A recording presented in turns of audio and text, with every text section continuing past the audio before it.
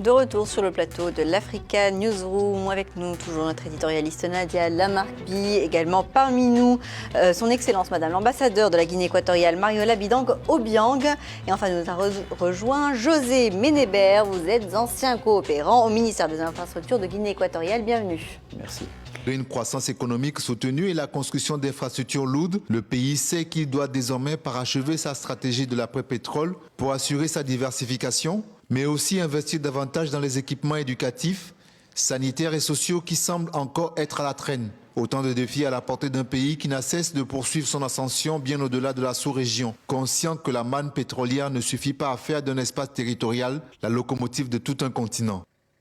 Alors Madame l'ambassadeur Mariola Bidang Obiang, est-ce que l'émergence à l'horizon 2020, qui est l'objectif que s'est fixé le gouvernement de la Guinée équatoriale, est-ce que cet objectif vous paraît atteignable? Vers l'horizon 2020, on voudrait mener la Guinée équatoriale à devenir un pays émergent.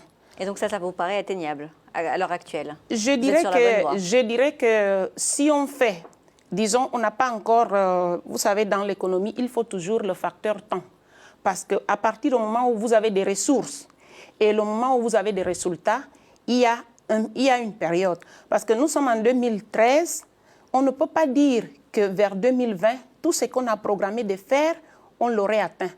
Par contre, quand on arrivera en 2020, on pourra faire le même type d'évaluation qui avait été fait en 2007 ouais. Pour voir est-ce que les objectifs que le gouvernement avait fixés pour sa politique de mener la Guinée équatoriale vers un pays émergent, est-ce que ces objectifs ont été atteints? Et auquel cas, quelles ont été les difficultés qui ont été rencontrées et pourquoi? C'est cela? Bon, vous savez toujours, lorsqu'il y a des projets, vous pouvez avoir des différents types de difficultés, surtout parlons de la construction. Parce que les premières 10 années, c'était vraiment la construction des infrastructures. Il peut y avoir peut-être le délai de démarrage de certains projets. Donc, parce qu'il faut tout un préalable. Voilà, le délai de démarrage pour certains projets. C'est votre domaine, José Ménébert. Pardon, oui. Ménébert. Le domaine des infrastructures est celui, primo, où on rencontre des difficultés techniques, mais concrètes, visibles. Et surtout, c'est le domaine presque clé pour un pays qui se propose d'être, ou qui se fixe comme objectif d'être émergent à l'horizon 2020. Je rappelle, par rapport à ce que vous venez de dire, j'ai eu 5 ministres successifs et entre les ministres, l'administration n'a jamais connu d'interruption. Pourquoi? Parce qu'on s'est lancé vraiment dans la méthode projet qui consistait à suivre tous les projets dans une base de données, leur date de début, leur date de fin, les retards éventuels, les modifications rencontrées en termes de budget, de délai ou d'avenant de contrat.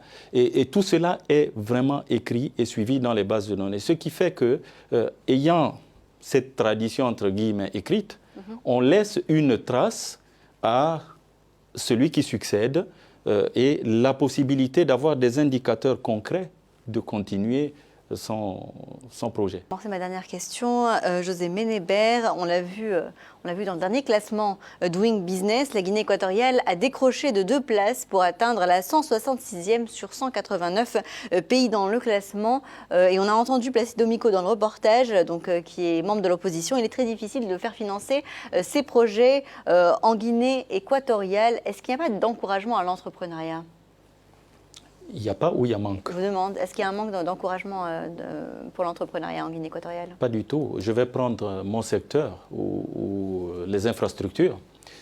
Quand je suis arrivé en Guinée équatoriale, il n'y avait pas, par exemple, de maîtrise d'œuvre, un maître d'œuvre. C'est-à-dire que pour le suivi des projets, on se contentait de donner le projet à une entreprise d'exécution, le réalisateur, et il n'y avait personne pour le suivre. Et aujourd'hui, vous avez un ensemble de bureaux d'études qui se sont créés en Guinée équatoriale qui n'existaient pas.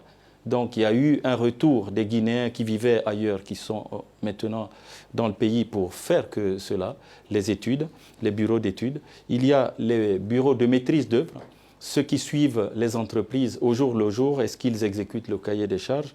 Il y a je ne vais pas faire de la publicité pour certains groupes internationaux, mais les contrôleurs techniques, c'est essentiellement des multinationales qui sont installées là-bas. Les projets en eux-mêmes, c'est des projets, la Guinée équatoriale fait des bâtiments de grande envergure et vous trouvez des multinationales venues de partout.